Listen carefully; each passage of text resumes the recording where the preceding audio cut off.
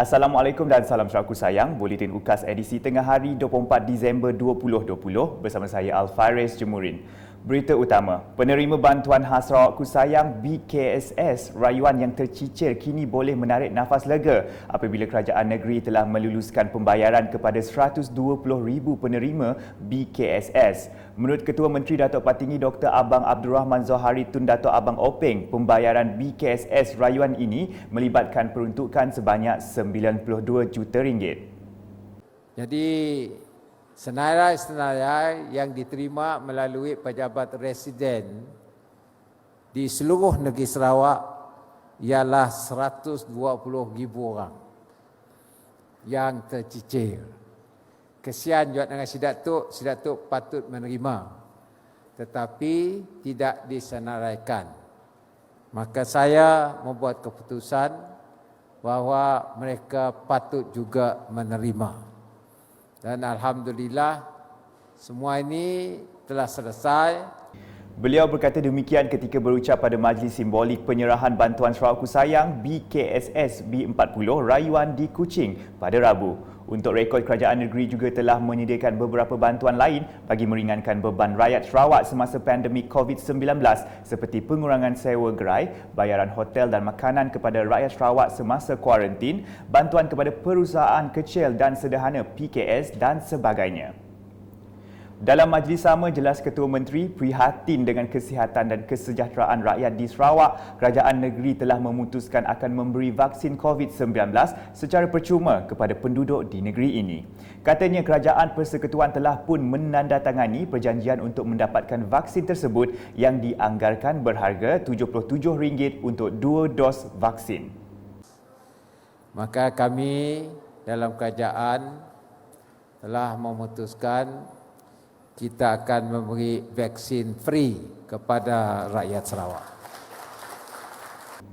Beliau menambah RM100 juta juga telah dibelanjakan untuk proses kuarantin rakyat Sarawak yang kembali ke negeri ini dalam usaha mengekang penularan wabak COVID-19. Masih lagi mengenai BKSS rayuan, beberapa penerima yang ditemui pada majlis tersebut menyambut baik usaha kerajaan Sarawak membayar BKSS rayuan B40. Penjawat awam dari Jabatan Imigresen Malaysia Sarawak, Hamiliah Ahmad Fauzi, melahirkan penghargaan dan terima kasih kepada kerajaan Sarawak yang turut sama memberikan BKSS kepada petugas barisan hadapan sepertinya.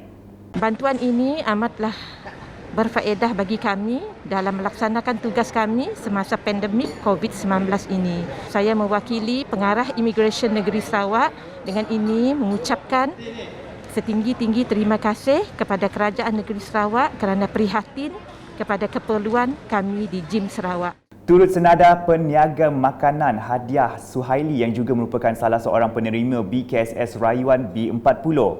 Saya berasa syukur dan sedih sebab kerajaan Sarawak dapat membantu rakyatnya dalam kesusahan, dan saya adalah peniaga catering.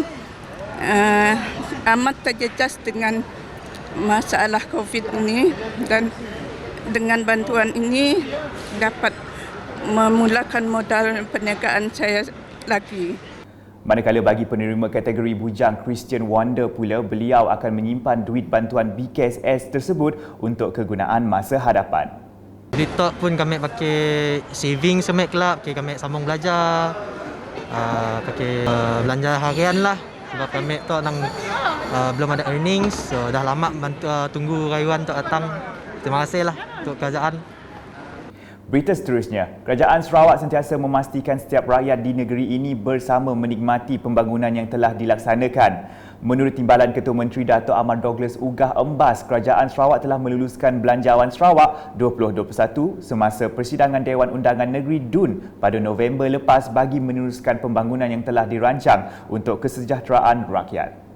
Katanya perubahan yang dinikmati Sarawak hari ini adalah hasil kepimpinan Kerajaan Gabungan Parti Sarawak GPS di bawah Ketua Menteri Datuk Patinggi Dr. Abang Abdul Rahman Zohari Tun Datuk Abang Openg. Datuk Ahmad Douglas berkata demikian semasa menyampaikan ucapan melalui aplikasi Zoom pada program Pemimpin Bersama Rakyat Majlis Pra Christmas 2020 pada Rabu. Beliau yang juga Menteri Kewangan kedua turut berterima kasih kepada Ketua Menteri kerana telah meluluskan bantuan sebanyak 62 juta ringgit kepada penanam sawit dan lada bagi meringankan beban rakyat semasa pandemik COVID-19. Program anjuran Unit Komunikasi Awam Sarawak UKAS itu dengan kerjasama Jawatan Kuasa Kemajuan dan Keselamatan Kampung JKKK Rumah Panjang Penom Paku Sepauh itu turut dihadiri Ahli Parlimen Betong Datuk Robert Lawson Chuat dan Pengarah UKAS Samad Junai. Sementara itu, Datuk Robert Lawson dalam ucapan perasmian program yang sama berkata, Kerajaan Sarawak akan terus membantu rakyat di negeri ini dalam mendepani cabaran akibat wabak COVID-19. Malah Kerajaan Sarawak dan Kerajaan Pusat telah menyuntik banyak dana sebagai usaha menghidupkan industri dan menjaga kebajikan rakyat. Oleh perintah dan tentu nulung. Lepas dari gambar bajet ke diberi perintah negeri, diberi perintah besar dan segi ngungkup ke kita.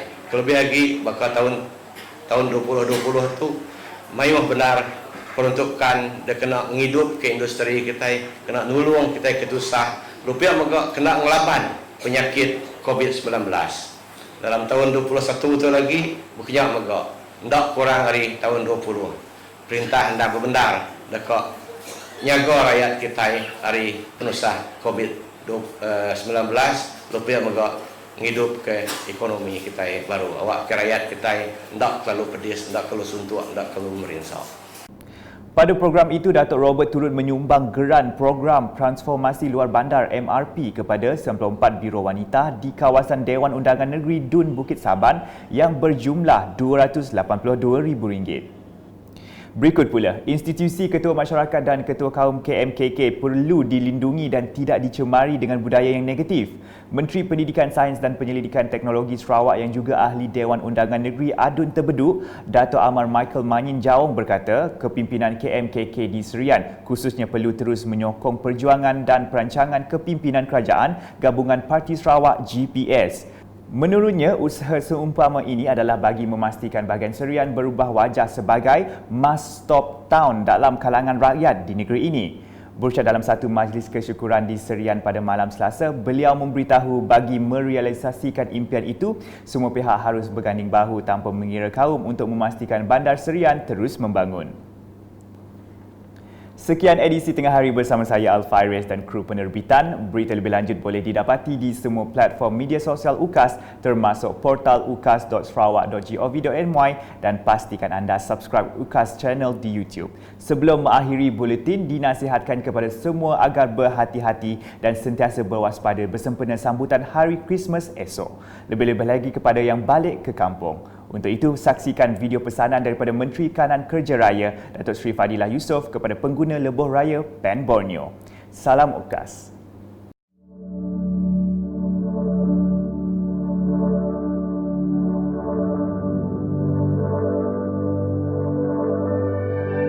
Salam Sarawakku sayang. Menjelang perayaan Christmas dan sebenarnya perayaan ulang tahun, pastinya ramai yang akan bercuti dan balik ke kampung halaman masing-masing di seluruh negeri Sarawak. Sehubungan dengan itu, saya ingin menasihati ke semua pengguna jalan raya supaya sentiasa berhati-hati, patuhi peraturan yang ditetapkan dan pandulah dengan selamat supaya kita akan dapat merayakan hari perayaan dengan keluarga tercinta di kampung masing-masing. Kita juga masih lagi berdepan dengan penularan COVID-19. Justru patuhi SOP dan amalkan semua keselamatan yang ditetapkan oleh Kementerian Kesihatan, terutama dalam penjarakan sosial. Jagalah kebersihan diri supaya kita dapat berada dalam keadaan selamat dan sejahtera. Kepada mereka yang menggunakan laluan PAN Borneo Sarawak untuk pulang ke kampung halaman, saya mohon kerjasama semua supaya lebih berhati-hati kerana kerja-kerja pembinaan di lebuh raya masih berjalan dan untuk itu pandulah dengan keadaan yang hemat supaya kita selamat berada di jalan raya. Ini pastinya akan menyebabkan keadaan tidak selesa kepada pengguna kerana jajaran penggunaan masih banyak lencongan sementara selain daripada jalan masih kurang selesa disebabkan keadaan jalan yang masih dalam pembinaan. Untuk itu, insya-Allah bila siap nanti PAN Borneo, keadaan jalan ini bertambah baik dan sudah pastinya ia menjadi game changer dan dapat merancangkan lagi ekonomi penduduk di samping keselesaan perjalanan tuan-tuan dan puan-puan.